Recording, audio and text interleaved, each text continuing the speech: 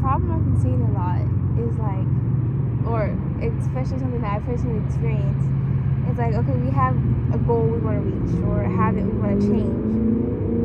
And at first glance or first thought at trying to change it, all we can think about is, okay, we need to find something to replace it. Or we have this big goal and we're trying and we're doing all these rigorous things and we're just stressing out about something that it's not even done in the right way. And something I've came to is like really embracing the importance and the idea, the concept of like small improvements. Because even something that I struggle with, it's not about thinking, okay, I'm going to reach this goal, It's about thinking, what can I do today that will get me 1% closer to where I want to be? Even if it seems very small. Yeah.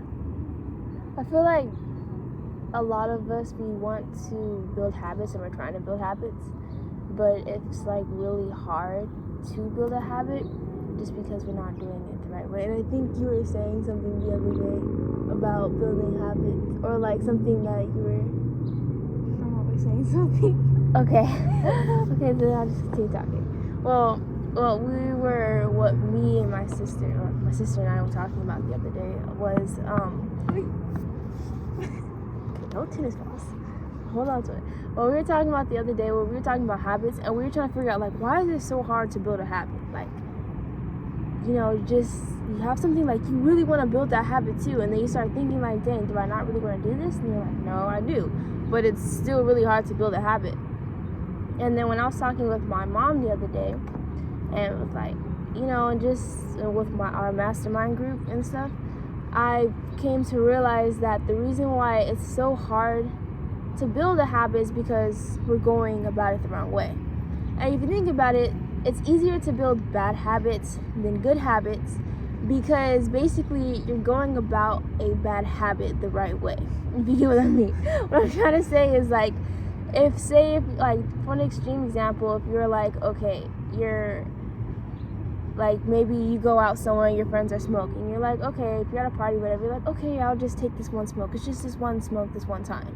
But yeah, it's just that one little thing. But as you start going to like more parties, and you're like, oh, with my friends this time, I'll just have a little smoke. Then you start building on it, and it's like one little smoke here, one little smoke there, and then eventually you start doing it more often. Where you start doing it with your friends, and then eventually you start bringing it back home. So, like, when you're building a bad habit, you're doing it in small increments. You don't just jump right into it. You don't just jump into the deep end. Yeah. You're building it in small increments. So with a good habit, when you want to build a positive habit, something that's going to help us, it's a good thing to understand the main goal of, maybe example of, okay, I want to start a habit of exercising. So then you're going to understand your goal and say, okay, I want to exercise, and then you want to break that down to smaller pieces. Don't just go straight into doing, like, I don't know, like 3 like heavy squats or running for a long distance or anything like that. Just start off with maybe doing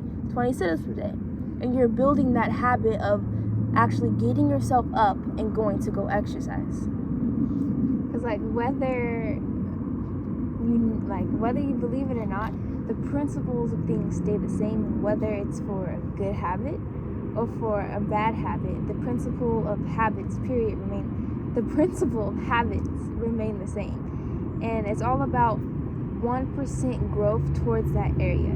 And every choice that we make is a choice for the person we want to become. So, like, whatever choice we do, if you're religious and you choose to, every morning you wake up and you pray, or you choose to pray, or if you are an athlete and every morning you get up and take a run, those choices that we do, those small choices make the person that we are, that we become. And if you think about it, if we're, like, as students, every day we make up the choice to get up and go to school, and whether we believe it or not, it is a choice for us, and we choose to get up and we choose to participate, and that choice every day makes us becomes a part of our identity as students. And as a musician, if you're a musician, you choose every day to maybe practice an instrument, whatever that might be. But by doing that, that choice becomes a vote for part of your identity. Yeah, and I think something that we do is we're thinking like using habits, for example, like bad habits and good habits. We're thinking whatever builds a bad habit is bad, so we shouldn't take that form or principle or way of doing that. But if you think about it, the principles are the same. It's just you can use it for bad or you can use it for good. Like, I don't know, an example is like if you're drawing, you can't learn how to draw a bad way by holding your pencil a certain way, or I don't know, coloring a certain way. You can't learn how to, like, I don't know, just bad things or whatever. You can't learn how to draw bad things by holding a pencil a certain way. It's your drawing. You hold the pencil the same to draw something good or to draw something bad. So it's the same like that with habits. Like, the same way you build a bad habit is the same way that you build a good habit.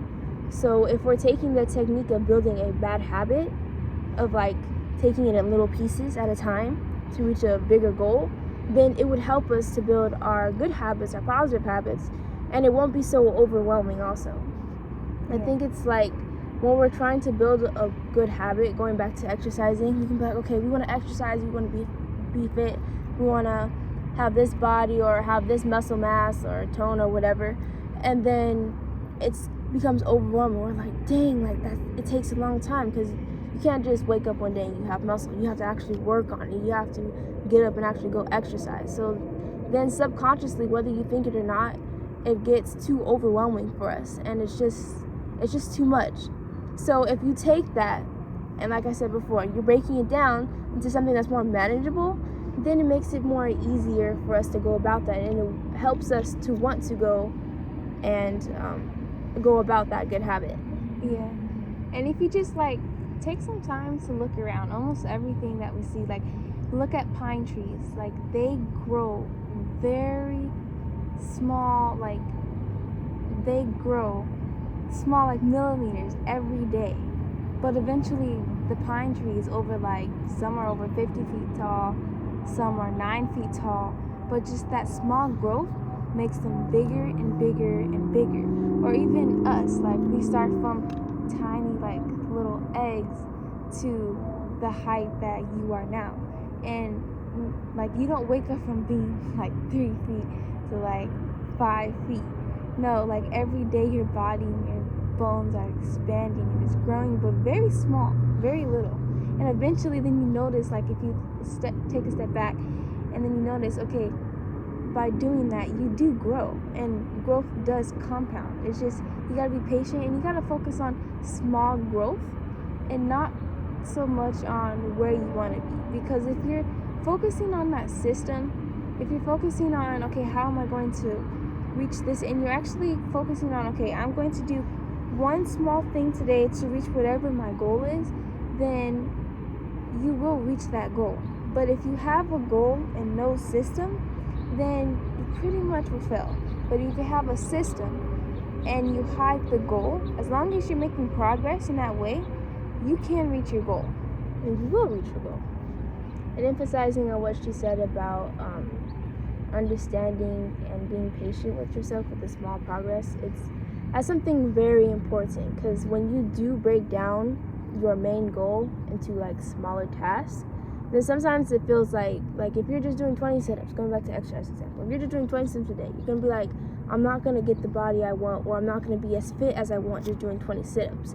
But you have to understand that the first stages of building a habit is trying to get there in the first place, because you can't build the habit without going there. So just be patient with yourself and understand that it all takes time. And then when you're just enjoying the process, like that's what they mean when they say enjoy the process too. Like, you know, just take time and just enjoy building the habit, and don't be all focused or stressed out about the end goal. Just, you know, enjoy the process. Yeah. So take a step back and just focus on small, tiny growth, and you'll see how far it takes you. Okay, now key takeaways. I know we kind of said some, rambled on. Yeah, I talked a little bit. The key takeaways. So you can go first. One thing I would emphasize is take a step back. I think that's very important. Firstly, Observe. yeah, just sort of like, I like to think about it as step aside of yourself for a little bit. Instead of maybe jumping into something, take a step back and just let yourself think. Let the creativity inside of you just come out, and you'll find your way. Second takeaway would be break down your habits or your wanted habits into smaller, manageable tasks. So like I said before, if you have a habit of exercising, going back to that example, understand that you want to have a fit body, or you want your body to look like that, or whatever. Now, how are we going to get there? Break it down to manageable tasks. Oh yeah, third, be patient with yourself. Enjoy the process. You will get there. Anything else? No. I think that's about it. Thank you for taking the time to watch our very first YouTube video. Please like, comment, and subscribe, and let us know what you'd like to see more.